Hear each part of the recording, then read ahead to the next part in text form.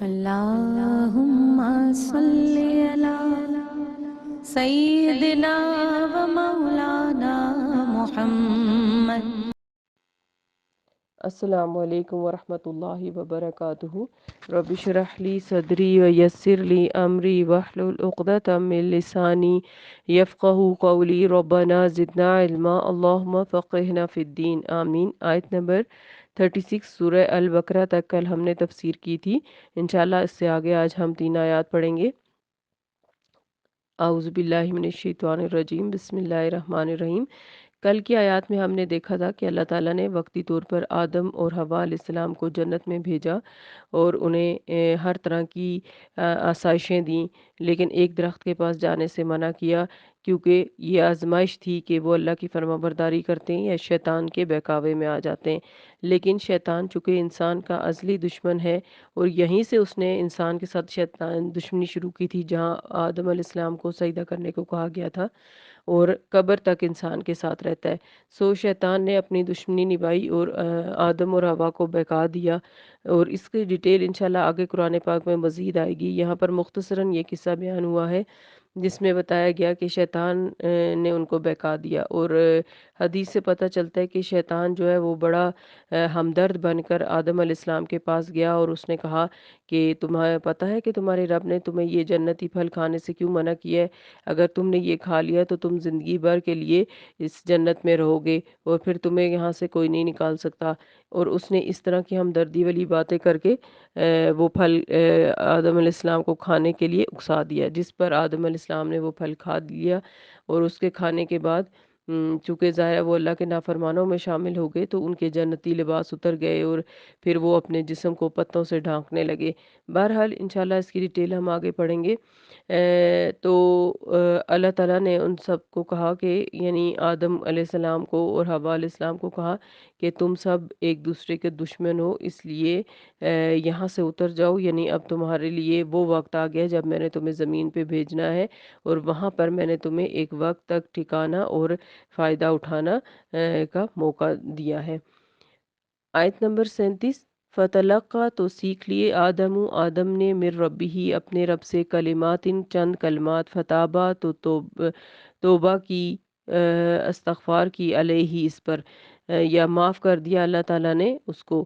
انہو، بے شک وہ یعنی اللہ تعالیٰ، ہوا وہی، التواب، بہت توبہ قبول کرنے والا ہے، الرحیم، بہت زیادہ رحم کرنے والا ہے۔ تو آدم علیہ السلام نے اپنے رب سے کچھ کلمات سیکھ لیے، اور یہ کلمات اصل میں توبہ اور استغفار اور معافی مانگنے کے لیے تھے، اللہ تعالیٰ سے رحم کی درخواست کرنے کے لیے تھے۔ سورہ اعراف میں ان کلمات کو بیان کیا گیا ہے، چنانچہ اللہ تعالیٰ نے اپنے شان رحیمی سے ان کی توبہ قبول کر لی۔ سورہ اعراف آیت نمبر 23 میں پتہ چلتا ہے کہ یہ الفاظ تھے، ربنا ظلمنا انفسنا وان لم تغفر لنا وترحمنا لنکونن من الخاسرین۔ اے ہمارے رب، ہم نے اپنی جانوں پر ظلم کیا، اب اگر تو نے ہمیں معاف نہ کیا اور ہم پر رحم نہ فرمایا تو ہم نقصان اٹھانے والوں میں سے ہو جائیں گے۔ تو ان الفاظ میں جب آدم علیہ السلام نے اللہ سے دعا کی، معافی مانگی، تو اللہ تعالیٰ نے انہیں معاف کر دیا۔ آگے پھر آتا ہے کہ کل نہ، کہا اللہ سبحانہ وتعالیٰ نے، اہبتو، اتر جاؤ، منہا، یعنی اس سے، یعنی جنت سے، جميعاً، سارے کے سارے سے مراد انسان اور جن دونوں، یعنی شیطان اور انسان دونوں اتر جاؤ۔ فَإِمَّا، پھر جب، یَأْتِیَنَّکُمْ، آئے تمہارے پاس، منی، میری طرف سے، ہدن، کوئی بھی ہدایت، فمن، تو جو کوئی تبیہ، پیروی کرے گا، ہدا، یا میری ہدایت کی، فلا، تو نہ خوف، کوئی خوف ہوگا، علیہم، ان پر، ولا، اور نہ ہم وہ، یحزنون، غمگین ہوں گے۔ تو ہم نے کہا تم سب اتر جاؤ یہاں سے۔ اللہ تعالیٰ نے آدم کو اپنی مرضی اور ارادے کے تحت ہی دنیا میں بھیجا ہے، جس کا یہاں ذکر کیا گیا ہے۔ ان آیات میں ان کی تخلیق کے معاملے کی وضاحت کی گئی ہے، اور اس کے ضروری پہلوؤں سے بھی بنی نوع انسان کو آگاہ کیا گیا ہے۔ سورہ دہر میں بتایا گیا کہ اللہ تعالیٰ نے انسان کو امتحان کے مقصد عقل و دانش کے ساتھ تخلیق فرمایا، اور اس بات کی آزادی اور اختیار عطا کیا ہے کہ وہ چاہے تو اللہ کی بندگی کی راہ اختیار کرے، یا چاہے نافرمانی و کفر کی روش اپنائے۔ پھر وہ جو بھی روش اپنائے گا اسی کے مطابق اس کا انجام ہوگا۔ چنانچہ اس سلسلے میں اس کے سامنے دو قسم کے کرداروں کا عملی نمونہ یہاں پر پیش کیا گیا ہے۔ ایک طرف تو کبر اور حسد اور نافرمانی کا پیکر ابلیس کا کردار ہے، جو اللہ تعالیٰ کی نافرمانی کا مرتکب ہو کر بھی مسلسل سرکشی بھی کر رہا ہے، ہٹ درمی بھی کر رہا ہے۔ اس نے آگے آپ قرآن پاک میں پڑھیں گے کہ بجائے اس کے کہ وہ اللہ سے معافی مانگتا کہ اللہ میں نے آپ کی بات مان کر سجدہ نہیں کیا، اس نے سرکشی کی، ہٹ درمی کی اور اللہ کو کہا کہ اللہ جو تو نے مجھے بہکایا ہے اس وجہ سے تو مجھے قیامت تک کے لیے مہلت دے دے۔ یعنی اس نے اپنے بہکنے کا الزام بھی اللہ تعالیٰ کو دے دیا کہ اگر آپ مجھے ایسا حکم نہ دیتے کہ جس پر میں نے عمل نہیں کرنا تھا تو میں نہ بہکتا۔ یہ شیطانی رویہ ہے۔ اگر کوئی انسان ایسا رویہ کرے کہ ایک تو وہ غلطی کرے اور اوپر سے اپنی غلطی کا احساس کرنے کے بجائے اللہ سے معافی نہ مانگے اور وہ غلطیاں کرنا نہ چھوڑے، تو یہ سراسر شیطانی رویہ ہے اور اس کا انجام پھر جہنم ہوگا۔ دوسری طرف آدم علیہ السلام کا رویہ اور ان کا کردار بیان کیا گیا ہے کہ ان کے اندر سمع و اطاعت کی صفات موجود ہیں، یعنی جو وہ سنتے اس کی اطاعت کرتے۔ لیکن شیطان کے اکسانے پر غلطی اور نافرمانی کا جب ان سے ارتکاب ہو گیا تو اس کے ساتھ ہی ان کے اندر اللہ نے یہ صفت بھی رکھی کہ غلطی کا انہوں نے اعتراف کیا اور توبہ استغفار کی اور اپنی اصلاح کی۔ یہی صفات اصل میں اللہ تعالیٰ کو ہم سب سے مطلوب ہیں، ہر آدم کے اولاد سے اللہ کو مطلوب ہیں کہ یہ نہیں اللہ نے کہا کہ ہم سے غلطی نہیں ہوگی، غلطی تو ہوگی کیونکہ شیطان ہمارے ساتھ ہے اور وہ قدم قدم پر ہمیں بہکائے گا، وسوسے ڈالے گا، لیکن ہمیں غلطی ہو جانے کا فوراً احساس کر کے توبہ استغفار کر کے اپنے رب کی پناہ لینی ہوگی، اس سے معافی مانگنی ہوگی اور اس گناہ کو ہمیشہ کے لیے چھوڑنا ہوگا، تبھی ہمیں معافی ملے گی۔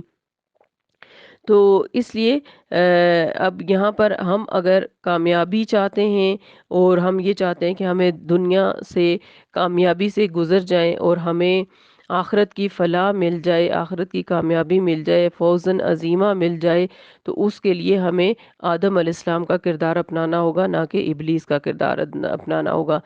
تو ابلیس نے غلطی کی، تکبر کیا، حسد کیا، دوسرے سے جیلسی فیل کرنا، اپنے آپ کو بڑی چیز سمجھنا اور پھر اپنی غلطی کے اوپر ڈٹ جانا۔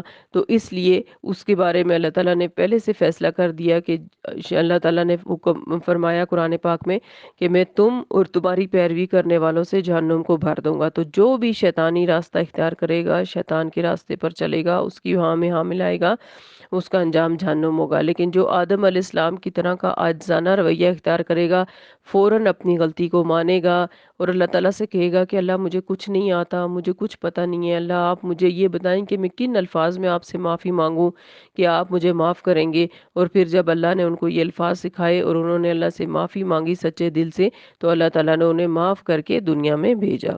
ٹھیک ہے، آیت نمبر 39۔ والذین، اور وہ لوگ آمنو، وہ لوگ کفرو جنہوں نے کفر کیا، وکذبوا، کفر کا معنی ہوتا ہے انکار کرنا، یعنی اللہ کی آیات کا انکار کرنا، وکذبوا، اور جھٹلا دیا، بیااتینا، ہماری آیات کو، اولئک، یہی لوگ، اصحاب النار، آگ کے ساتھی ہیں، ہم وہ فیہا، اس میں یعنی اس آگ میں، اس جہنم میں، خالدون، ہمیشہ رہنے والے ہیں۔ اور جنہوں نے کفر کیا اور میری آیات کو جھٹلایا وہ سب جہنمی ہوں گے اور ہمیشہ اسی میں رہیں گے۔ تو اب اس لیے ہمیں اس آیت میں کیا بتایا جا رہا ہے کہ جو لوگ بھی شیطان کے کہنے میں آ کر کفر کریں گے، اللہ کا انکار کریں گے، اللہ کی آیات کو جھٹلائیں گے اور اللہ کی آیات کو اہمیت نہیں دیں گے، ان سے اعراض برتیں گے، ان کو اگنور کریں گے اور اپنی مرضی کریں گے، ان سب کو کے لیے کیا کہا جا رہا ہے کہ وہ جہنم میں رہیں گے۔ اور اس سے بھی بڑی بات یہ ہے دکھ کی کہ وہ ہمیشہ ہمیشہ جہنم میں رہیں گے، کبھی بھی وہاں سے نکلنے کا کوئی ان کو اسباب فراہم نہیں کیے جائیں گے۔ اللہم لا تجعلنا منہم، اللہ ہمیں ہرگز ایسے لوگوں میں شامل نہ فرمانا۔ اللہ تعالی ہم سب کو توفیق دے کہ ہم زندگی کے چھوٹے سے چھوٹے اور بڑے سے بڑے معاملے میں اپنے رب کی فرمانبرداری کریں، اس کی اطاعت کریں اور اپنے آپ کو گناہوں سے محفوظ رکھیں۔ اللہ تعالی ہم سب کو بہترین عمل کرنے والا، تقوی والا اور ایمان والا بنائے، آمین۔ سبحانک اللہم و بحمدک، نشہد ان لا الہ الا انت، نستغفرک و نتوب الیک۔ السلام علیکم ورحمۃ اللہ وبرکاتہ۔